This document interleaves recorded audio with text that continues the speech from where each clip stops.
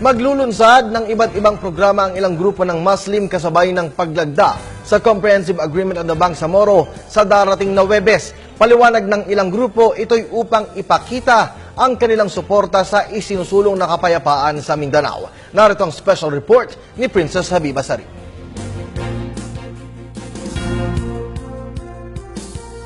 Mga babaeng halos balot na balot at nakatakip ang ulo.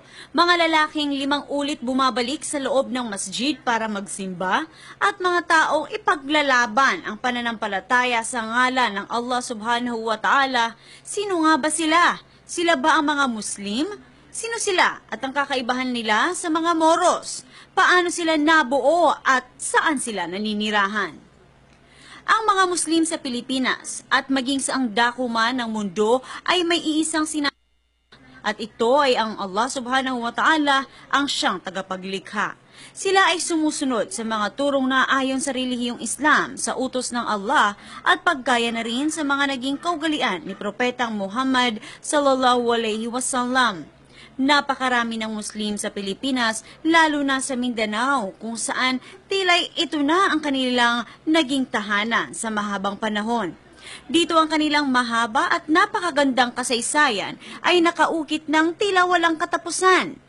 Aking napag-alaman sa panulat ni Hanbal Bara, isang profesor sa MSU Sulu, na sa pagitan ng 13th at 15th century ay ipinalaganap ng mga Arabong mangangalakal ang relihiyong Islam sa Timog Silangang Asya. Wala pa nito ang mga panahong pagsakop ng mga Espanyol na siyang nagpalaganap naman ng Kristyanismo sa bansang Pilipinas. At dahil dito, ang mga di pagkakaunawaan ng mga tao na sakop ng Mindanao ay umunlad sa ngalan ng Islam. Ang probinsyang Sulu ang siyang naging kauna-unahang komunidad ng mga Muslim sa silangang bahagi ng Pilipinas na nakabuo ng lisadong gobyerno. Ang Sultanate of Sulu na nagsimula taong 1450. Nang pangunahing obligasyon nito ay palawikin ang relihiyong Islam sa pamumuno ni Paduka Maulana Mahasiri Sharif Sultan Hashim Abu Bakar. Siya ang kauna-unahang sultan ng Sulu. Noong 18th century, sakop ng Sulu Sultanate ang buong Zamboanga Peninsula, Basilan, Sulu, Tawi-Tawi, Palawan at Sabah. Ayon kay Dr. Cesar Mahul, isang Muslim historian, ang Sulu ng Sultan ay dumaan din sa mabagsik na digmaan simula 1578 hanggang 1927. Ang Sultan ng Sulu ay naging magiting na pinuno sa pakikipaglaban sa mga mananakop na Espanyol, Amerikano at maging Hapon. Dahil dito, napanatili ng Sulu Sultanate na sila'y isa pa ring independent state mula 1450 hanggang 1936.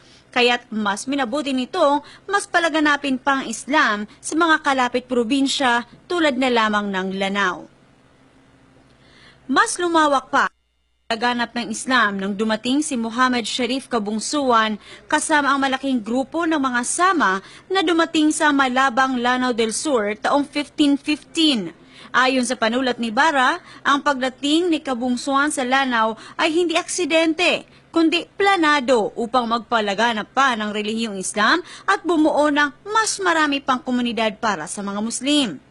Ang Sultanate system na ang konsepto ay ang isang sultan ang siyang magiging pinuno ng isang clan na ang katumbas ay tila ba parang presidente ng isang bansa na ang kanyang mga pananaw, mga payo at mga utos ay binibigyang halaga. Dahil dito, sa inis ng mga Espanyol na hindi nila masakop ang mga Muslim, sa tibay at di nito pagsuko, tinawag nila ang mga ito na moro-moro, na ayon kay Professor Xiao Chua, ito'y galing sa teoryang Mauros o Maitem. Ito man daw ay tunog pang insulto, pero sa mga Muslim, hindi sila susuko. Sa katunayan, ipinangalan pa nila ito sa kanilang mga armadong grupo sa Mindanao, katulad ng Moro National Liberation Front at ng Moro Islamic Liberation Front. Kilalanin natin ang lahat ng tribong Muslim sa Mindanao sa susunod na serye ng Ang Mga Moro. Kaisa ang mga Moro sa Mindanao. Ako si Princess Habiba Sari para sa Telebisyon ng Bayan.